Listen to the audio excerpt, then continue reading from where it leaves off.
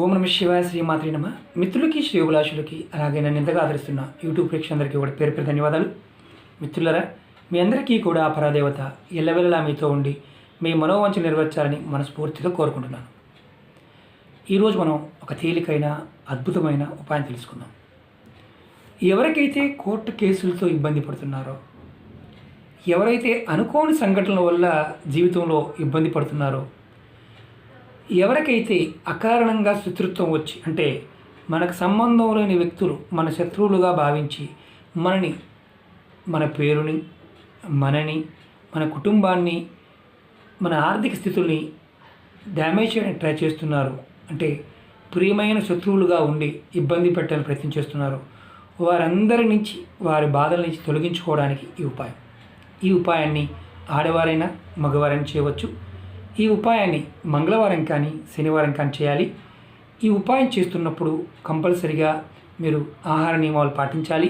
అలాగే నెలసరి ఉండకూడదు, మైలు ఉండకూడదు, కుటుంబ సభ్యులు మరణించి ఉండకూడదు, అలాగే మాంసం మద్యం సేవించకూడదు.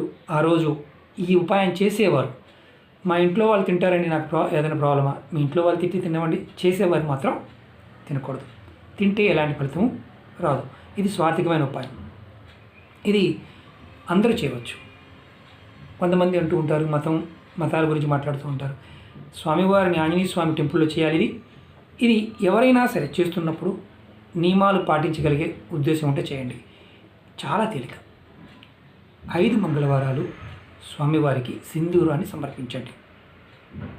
సింధూరాన్ని మీరు కోర్టు కేసులు ఉన్నాయనుకోండి, ఇంకా ఎక్కువ రోజులు సమర్పించండి. వారం సమర్పించండి. మంగళవారం శనివారం సమర్పించండి. స్వామివారికి సింధూరాన్ని ఇస్తూ ఉండండి. చాలా ఇష్టం స్వామివారికి. సింధూరాన్ని సమర్పించి మీకున్న సమస్యని స్వామివారికి నివేదన చేయండి. ఖచ్చితంగా బయటపడతారు. అలాగే ఇంకొక విచిత్రం ఏంటంటే, శత్రువులు చెప్పాను ఇంతకుముందు, కొంతమంది మనతో బాగా ఉండి మనని బ్లేమ్ చేస్తూ, నలుగురు దగ్గర బ్లేమ్ చేస్తూ, ఇక్కడ మాట తీసుకెళ్ళి అక్కడ చెప్తూ, అక్కడ మాట తీసుకొచ్చి మనకు చెప్తూ ఈ ప్రియమైన శత్రువులు ఉంటారు.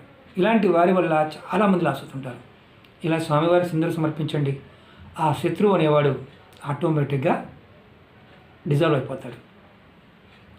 ఇది పెద్ద వాళ్ళు, చాలామంది రాజకీయాల్లో ఉన్నవారు, వ్యాపారస్తులు మీరు గమనించండి, స్వామివారికి ఎప్పుడు సింధూరాన్ని సమర్పిస్తూ ఉంటారు. మనం అనుకుంటూ ఉంటాం, ఏమోనండి నేను ఒకసారి చేశాను సార్, కలిసి రాలేదు, అందుకే భయం వేసింది, మానేశాను. ఆంజనేయ స్వామిని కనుక మనం సేవిస్తే, పూజిస్తే, గ్రహస్థితులు జాతకం బాగున్నా జాతకం బాగోకపోయినా ఏదైనా సరే అనుకోని సంఘటనలు లాంటివి జరగవు. ఖచ్చితంగా జీవితం బాగుపడుతుంది. ఈ చిన్న ఉపాయం ప్రయత్నపూర్వకంగా చేయండి. సరే నేను ఎంత ఇవ్వాలి సార్ అని అనుమానం ఉంటుంది, మీరు 50 గ్రాములన్నా సమర్పించండి. మీకు ఓపిక ఉంటే 10 గ్రాములు సమర్పించండి. స్వామికి ఇంత సమర్పించినా అంత సమర్పించినా మీ మనస్సు, మీ భక్తి చాలా ఇంపార్టెంట్. ఇది గుర్తుంచుకోండి. ప్రయత్నపూర్వకంగా చేయండి, ఖచ్చితంగా మార్పు వస్తుంది. అలాగే నేను అనేక సమస్యల మీద వీడియోలు చేశాను. మీరు నా ఛానల్లో వీడియోస్లోకి వెళ్ళండి. మీకున్న సమస్యకి మీరు చేయగలిగే ఉపాయాన్ని ప్రయత్నించేయండి. చేయగలిగితేనే చేయండి. అంతేకాని సగం చేసి మాత్రం వదిలేయమాకండి, ఎలాంటి ఫలితాలు రావు. ప్రయత్నపూర్వకంగా ఏ పని చేసినా ఫలితం వస్తుంది.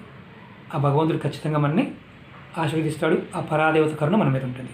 ఓకే మిత్రులారా, మీకు ఈ వీడియో నచ్చిన లైక్ చేయండి, నా ఛానల్ సబ్స్క్రైబ్ చేసుకోండి, గంట సింబల్ యాక్టివేట్ చేసుకోండి, 10 మంది మిత్రులకి షేర్ చేయండి. ఓం నమ శివాయ శ్రీమాత్రే నమః.